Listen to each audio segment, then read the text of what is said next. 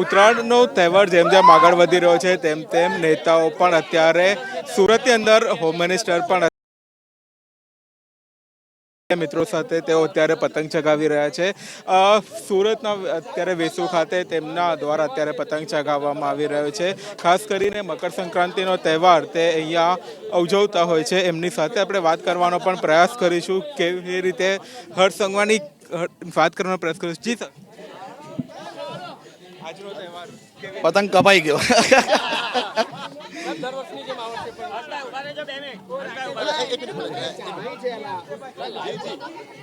આજે ગુજરાતના સર્વ નાગરિકો ગુજરાતના રોડ રસ્તાઓ પર નહીં પરંતુ ઢાબે નજરે પડે છે।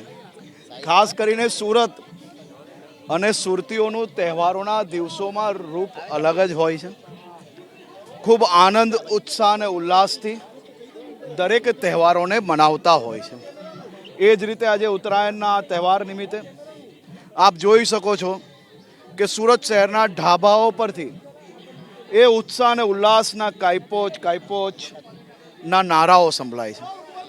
આ કાયપોચ એ જીવનની કોઈ જંગ નથી, પરંતુ ઉત્સાહ અને ઉમંગથી, દોસ્તીથી એકબીજાના પતંગો કાપવા અને પરિવારજનો જોડે, મિત્રો જોડે આનંદ બનાવવો એ જ આપણો ઉત્સવ છે।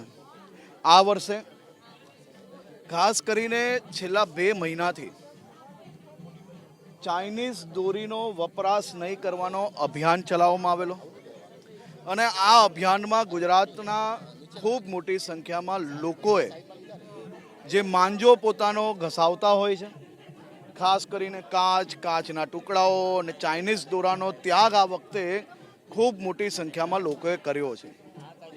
આ વર્ષે બી ક્યાંક ને ક્યાંક આપણે આ ઉત્સાહ અને ઉમંગના તહેવારને આ પાકો માંજો, ચાઇનીઝ માંજો, કાચવાળા માંજાના હિસાબે ક્યાંક ને ક્યાંક અનેક લોકોએ પોતાના જીવ ગુમાવવા પડ્યા છે। આજે ઉત્તરાયણનો ઉત્સવ આપણા સૌ માટે ખૂબ સારો અને એકદમ તમારા પરિવારજનો જોડે તમે મનાવી શકો, પરંતુ સાથે સાથે એક નાગરિક તરીકે આપણી સૌની ફરજ છે કે આજે સાંજે જ્યારે ઢાબા પરથી નીચે ઉતરો, રસ્તા પર જાઓ, જે ઝાડ પર દોરાઓ લટકેલા હોય, રોડ પર લટકેલા હોય, જો નજર પડે અને હાથ જતો હોય તો એ દોરાને ખેંચીને બાજુમાં મૂકશો તો આપણે કોઈનું જીવ બચાવવામાં મદદગાર જરૂરથી થઈ શકો છો। તેથી મારી આપ સૌને વિનંતી છે કે આ નાની એવી તમારા પ્રયાસથી કોઈનું જીવન બચી શકે છે અને તમારી ભૂલથી કોઈનું જીવન જઈ બી શકે છે। આપણે એક ગુજરાતના નાગરિક તરીકે આ નાનું કામ જરૂરથી કરજો અને કરશો એવું મને 100% માનવું છે। આજે ઉત્તરાયણનો તહેવાર સૌ લોકો પોતાના પરિવારજનો જોડે ઉત્સાહથી બનાવી શકો તેવી શુભકામનાઓ।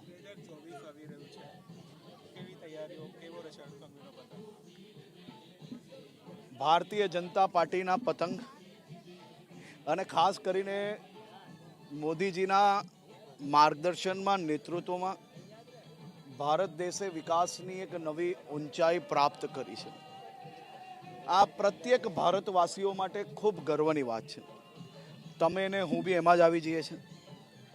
આ પતંગ જેટલી ઊંચાઈ પર ઉડે છે એ જ પ્રકારે ભારત દેશ વિશ્વમાં આ જ ઊંચાઈએ આગળ આવે તેવી મહેનત દેશના પ્રધાનમંત્રી આદરણીય શ્રી નરેન્દ્રભાઈ મોદી સાહેબ અને એમની જોડે ભારત દેશના પ્રત્યેક નાગરિકો જ્યારે કરી રહ્યા છે ત્યારે મને 100% વિશ્વાસ છે કે આદરણીય મોદીજીના નેતૃત્વમાં ભારતના સૌ નાગરિકો એક નવો ઇતિહાસ જરૂરથી રચશે।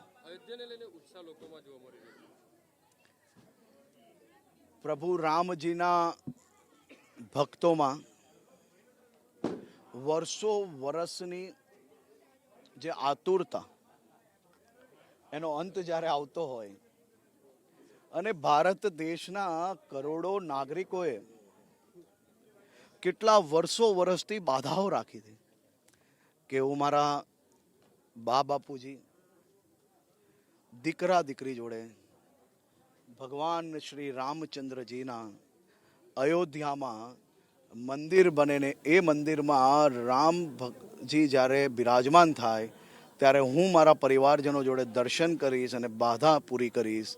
આવા કરોડો ભારત દેશના નાગરિકોની બાધા પૂરી થવા જઈ રહી છે. આદરણીય મોદીજી, શ્રી અમિતભાઈ શાહ સાહેબ, આ બધાનો આભાર માનીએ છીએ કે આજે આ કરોડો રામ ભક્તોની બાધા પૂરું કરવાનું માધ્યમ આપ બનો છો, તે બદલ આપને ખૂબ ખૂબ આભાર. સાહેબ, જે રામ મંદિરના આમંત્રણ લઈને કોંગ્રેસમાં વિવાદ દેખાઈ રહ્યો છે, શું કહેશો? હું આજે ઉત્તરાયણનો તહેવાર છે ને, ખાસ કરીને આ બધા વિષયો પર કોઈ ટિપ્પણીઓ નથી આપવા માંગતા. આજે અમે ગુજરાતના સૌ નાગરિકો નાના મોટા વાદ વિવાદોને ભૂલીને પતંગો ઉડાવતા હોઈએ છીએ અને આનંદથી આ ઉત્સવને બનાવતા હોઈએ છીએ. હું એવું માનું છું કે આ બધી પીડા લેતા કરતાં ઉત્સવને આનંદથી બનાવો અને ઉત્સવને બનાવીને એ બધા વિષય પછી ચર્ચા થઈ શકે.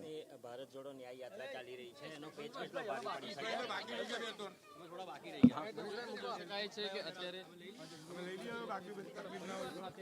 જે રીતે અત્યારે હર્ષ સંઘવી જે છે પહોંચ્યા છે અને પરિવાર અને મિત્રો સાથે પતંગ ચગાવી રહ્યા છે. એમનો પતંગ કપાઈ ગયો છે. ખાસ કરીને એમણે લોકોને અપીલ કરી છે રામ મંદિરને લઈને પણ વિશેષ લોકોને જે નરેન્દ્ર મોદીજીનું કાર્ય છે એને લોકો સુધી પહોંચાડવાનું કામ કરી રહ્યા છે. ખાસ કરીને આજના તહેવારે તમામ લોકોને શુભેચ્છા પણ પાઠવી છે.